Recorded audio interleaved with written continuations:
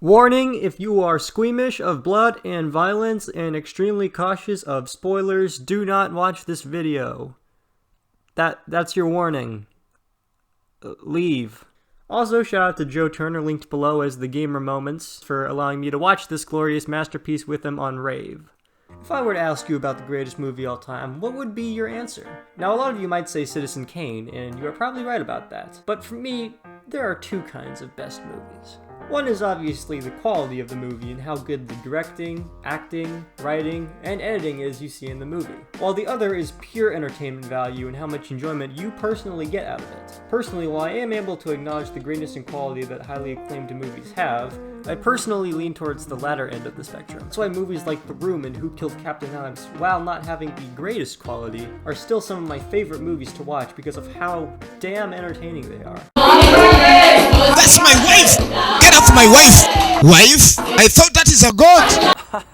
But as amazingly entertaining as those movies are, there is one movie that is arguably even more so. A movie that has everything from superheroes to 80s police action movies. A movie having enough weird things and characters to further boost the amazing power of its story. A movie that kicks ass and looks good while doing it, and that movie is... Kung Fury.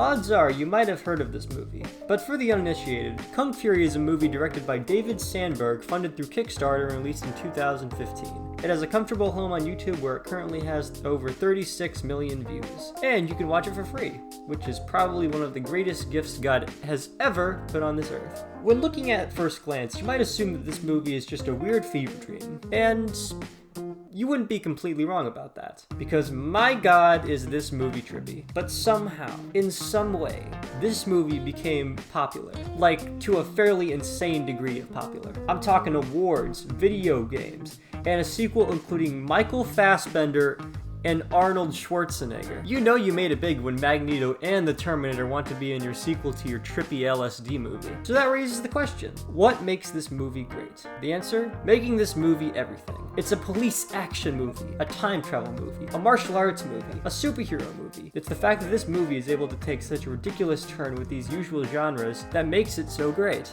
This movie opens up with the greatest fight scene ever put to film, with our hero Kung Fury facing a sassy arcade machine, which is unironically the greatest fight scene in any movie ever. I mean, sure, Ip Man vs 10 Black Belts is cool, but does Donnie Yen fight against an arcade machine that can flip the bird? Yeah, I didn't think so.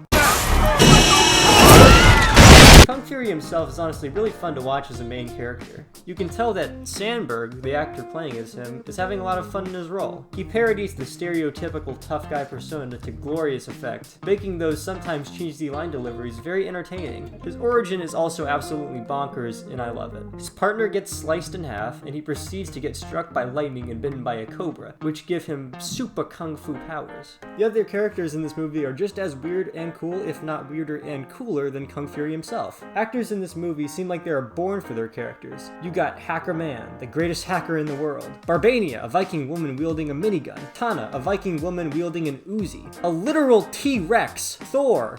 No, not that one. I'm sorry. It's this one. I'm really sorry. And Triceracop, a half man, half Triceratops hybrid. One review actually said this is like the Avengers if it came out in the 90s, and if you ask me, this is even better. I mean, do the Avengers have a half man, half dinosaur cop in their movie? No, I don't think so. Really, I love it when the media, particularly the superhero media, decides to do something different than what is conventional or normal. I would say that this is an example of it being done right, besides maybe Guardians of the Galaxy.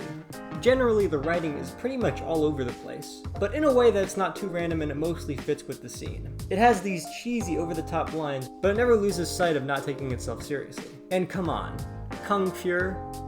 That's genius. Also, the soundtrack is so good. You think a B-movie like this would just have meh music, but my god, this fits really well with the movie. The 80s sound really blends with the movie and adds to the action and intensity. If someone had told me that these songs came out of the 80s, I would totally believe them. Hell, I didn't know Hasselhoff could sing as well as he did. That surprised me. As for action and special effects, well, the action is really enjoyable. It has the same energy that a Jackie Chan movie would have, which does have narrative purpose, because if your character is named Kung Fury, odds are that's what he'd be mostly known for doing in the movie. At the same time, it adds its own Looney Tunes style to it, that adds to the craziness of the fights. I doubt I'll ever see a man get kicked in a circle ever again. The special effects also work fairly well in the movie, especially the first scene with the arcade machine. Sure, it's not Avengers Endgame level special effects, but for what the movie's going for, it actually looks rather impressive. Also, just the way it was filmed shows love and appreciation for the 80s, and I find that really commendable.